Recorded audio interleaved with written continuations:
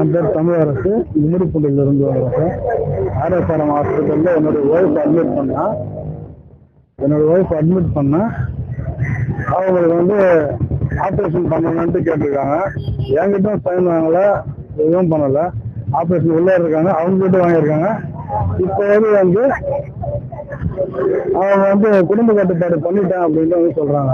என்னுடைய கையெழுத்து இல்லாம அவங்க பண்ணிருக்காங்க. நான் வெளியே தான் இருக்கேன். என்கிட்ட ஒரு வாரத்தை கூப்பிட்டு அவங்க எதுவும் பேசல, என்னை கூப்பிட்டு கையெழுத்து போடுவேன்னு சொல்லல. இவங்க கிட்ட வந்து குழந்தை எடுக்கிறது மட்டும்தான் கைநாட்டு வாங்கியிருக்காங்க. அவங்களுக்கும் படிக்க தெரியாது, என்னோட வயசுக்கும் படிக்க தெரியாது. இவங்க 2 பேருக்கிட்டும் இது மாதிரி பேசி பண்ணிட்டு பண்ணிருக்காங்க. நாங்கள் வெளியே ஜனங்க கிட்டே தான் இருக்கோம். ஒரு வாரத்தை நம்ம கிட்ட கேட்டோம்னா நாங்கள் பார்த்து நாங்கள் சொல்லிட போகிறோம். எங்கிட்ட கேட்காம தான் வேறு இதெல்லாம் பண்ணிருக்காங்க. எங்களோட அனுமதி இல்லாம இப்போ டாக்டருங்களே 2 குழந்தை இருக்குன்ட்டு அவங்களே வந்து குடும்ப கட்டுப்பாடு ஆப்ரேஷன் பண்ணிட்டாங்க.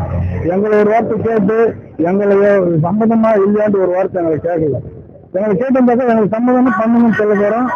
அப்படி இல்லையா இல்லை அப்படின்னு சொல்லுங்க அப்படின்னு சொல்ல போறோம். எங்களுடைய இல்லாம அனுமதி இல்லாம அவங்களே முடிவெடுத்து அவங்களே பண்ணிட்டு லாஸ்டா வந்து அவங்க ரேஷன் கார்டு கொடுங்க அப்படின்னு கேட்கும்போது எங்களுக்கு தெரியும். இப்போ இவ்வளவு பிரச்சனைக்கும் அவங்க சார் காரணம் சார். இது வந்து மருத்துவத்துறையும் சட்டமாக தான் சார் அவங்க மேலே ஆக்ஷன் எடுக்கணும். டாக்டர் மேலே அன்னைக்கு டியூட்டியில் இருந்த டாக்டர் மேலேயும் நர்ஸு அவங்க மேல் டாக்டர் இவங்க மேலே ஆக்ஷன் எடுக்கணும் சார். ஏன்னா இதை பற்றி நமக்கு தெரியாது, இந்த சட்டத்தை பற்றி நமக்கு எதுவும் தெரியாது.